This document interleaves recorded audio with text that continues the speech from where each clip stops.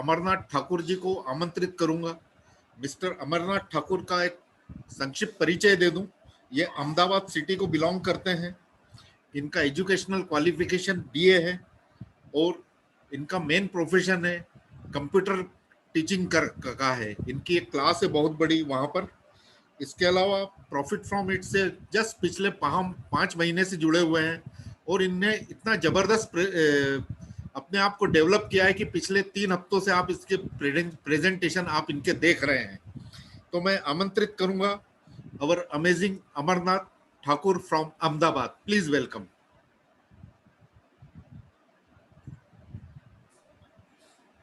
Thank you Prashant sir. आज का जो मेरा प्रेजेंटेशन है वो टीटी के प्रेस्टीज कंपनी के ऊपर है। इसका एक कोट है कि जो बीवी से करे प्यार वो प्रेस्टीज से कैसे करे इनकार। तो आज हम प्रेस्टीज कंपनी के बारे में जानेंगे।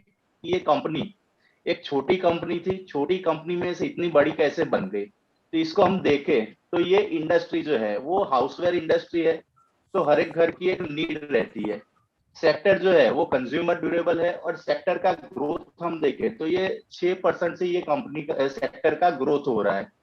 टोटल मार्केट कैप हम इस सेक्टर का देखें तो करीबन 24,000 करोड़ का मार्केट कैपिटल है और टोटल सेल्स जो है वो करीबन 3600 करोड़ का टोटल सेल्स हो रहा है। लेकिन ये सेक्टर के अंदर टोटल 7 कंपनी में से 80% मार्केट कैप के लिए ओनली 4 कंपनी रिस्पॉन्सिबल है और 80% सेल्स के लिए 4 कंपनी रिस्पॉन्सिबल है। लेकिन हम ये ग्राफ के अंदर देखें तो मार्केट कैप जो है दोस्तों देखिए कि इसके अंदर 50% मार्केट जो है सिर्फ टीटी के प्रेस्टीज का है। तो लीडर सेक्टर के अंदर टीटी के प्रेस्टीज है। अब इसके सेल्स के बारे में देखें तो ये मार्केट कैप तो इतना बड़ा इसका क्यों है। तो इसका सेल्स देखें तो सेक्टर का सेल्स जो है वो टोटल करीबन 3,700 करोड़ का सेल्स है। उसमें से टीटी के प्रेस्टीज अकेले 53% का सेल्स कर रही है। इस 468 करोड़ में से 42% प्रॉफिट में भी इसका मार्केट शेयर है।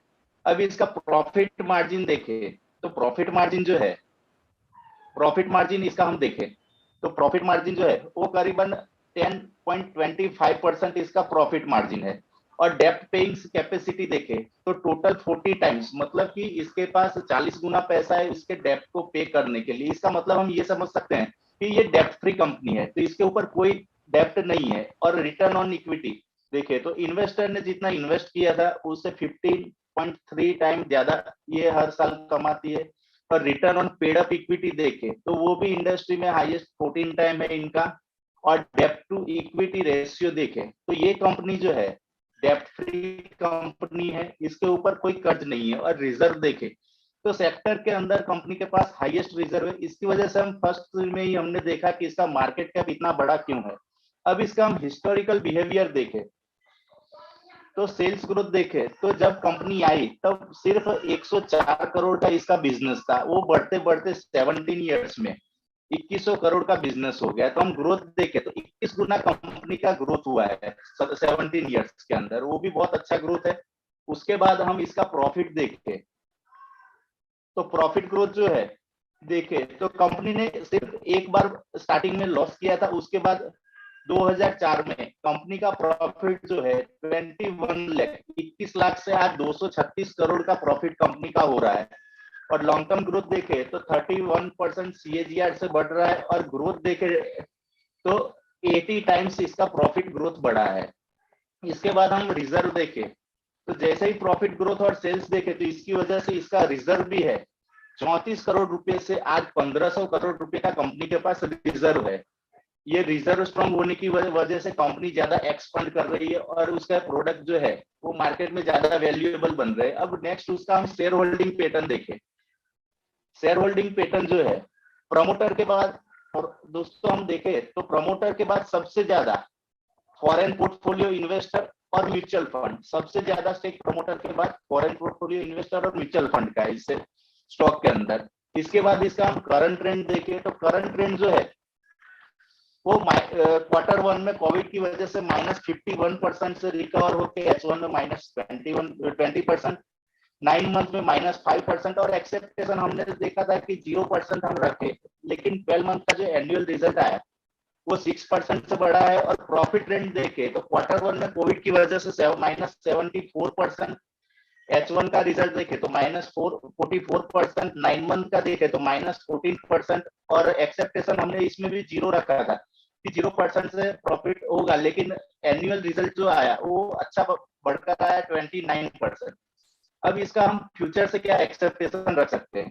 तो फ्यूचर से जो है हम एक्सेप्टेशन ये रख सकते हैं कि जिस तरह से कंपनी का पास्ट में ग्रोथ हुआ है, उस तरह से एस्टिमेट 2022 में करीबन 2500 करोड़ का सेल्स करेगी कंपनी, 2030 में करीबन 9000 करोड़ का सेल्स करेगी, और एस्टिमेट 2035 का हम देखें तो करीबन 18000 करोड़ का सेल्स कंपनी करेगी। अब इसका हम 22 का प्रॉफिट देखें तो करीबन 250 करोड़ का प्रॉफिट, एस्टिमेट 2030 में 800 करोड़ का प्रॉफिट करेगी कंपनी, और एस्टिमेट हम 2035 का रखें तो करीबन 1600 करोड़ का प्रॉफिट कंपनी करेगी। अब इसका हम थोड़ा प्राइस जर्नी देख लें कि ये कंपनी का शेयर का प्राइस कैसे आगे बढ़ा।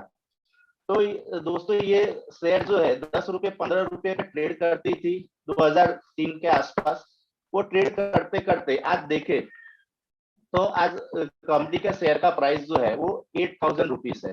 तो इससे हम देख सकते हैं कि कंपनी का सेल्स प्रॉफिट और रिजर्व बढ़ने के कारण इसके प्राइस पे भी क्या इफेक्ट होता है। और दोस्तों हमें कोई डरने की जरूरत नहीं, 50% शेयर ऊपर नीचे हर साल होता रहता है, इससे हमें डरने की कोई जरूरत नहीं।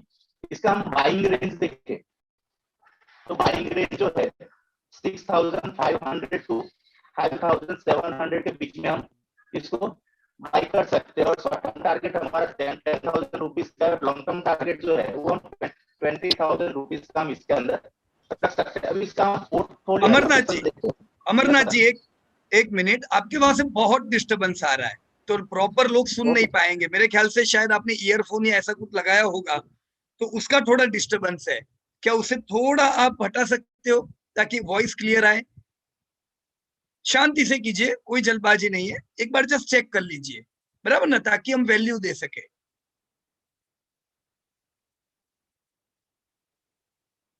या जस्ट चेक वन टाइम।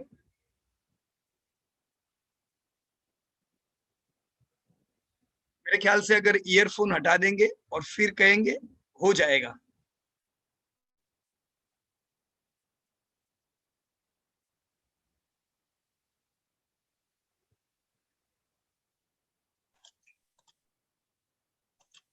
बराबर ना प्रशांत जी? आ रही थी ना? आ रही है आवाज? या अभी कंटिन्यू कीजिए। Okay sir. एकदम बाइंग क्लियर रेंज जो आवाज। है इसके अंदर हम देखें तो 6500 टू 5700 का बाइंग रेंज रख सकते हैं। शॉर्ट टर्म टारगेट जो है वो हमारा 10,000 रुपीज का, और लॉन्ग टर्म टारगेट जो है वो 20,000 रुपीज का हम रख सकते हैं। इसके बाद हम इसका पोर्टफोलियो एलोकेशन देखें तो करीबन टीटी के प्रेस्टीज कंपनी के अंदर हम 2% का एलोकेशन दे सकते हैं। Over to Prashant sir.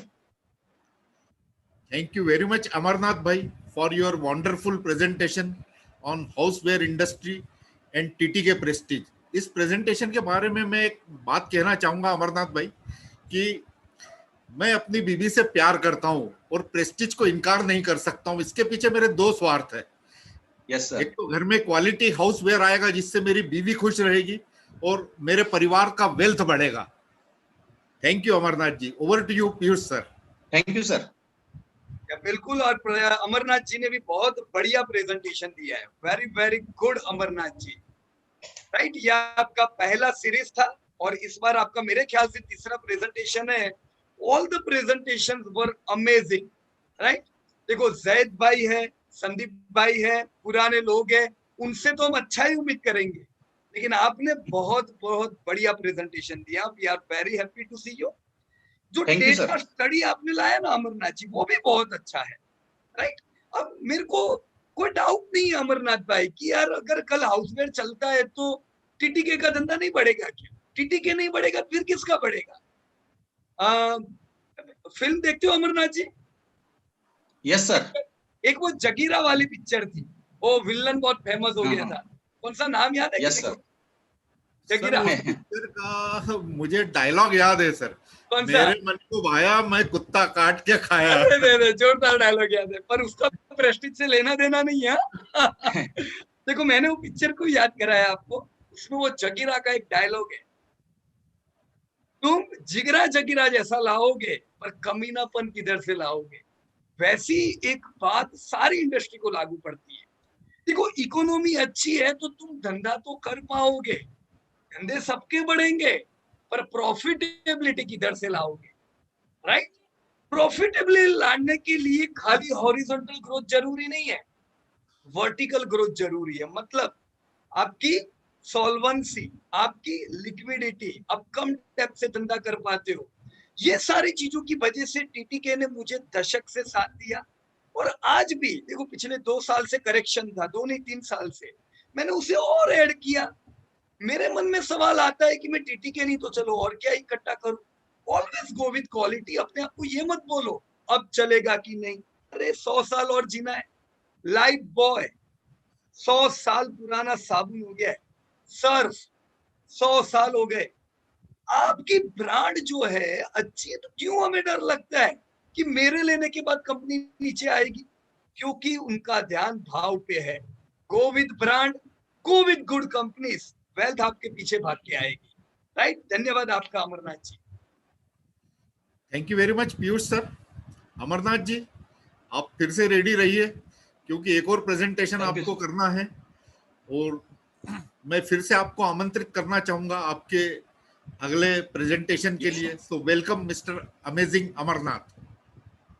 अभी सर वॉइस क्लियर है ना? हाँ हाँ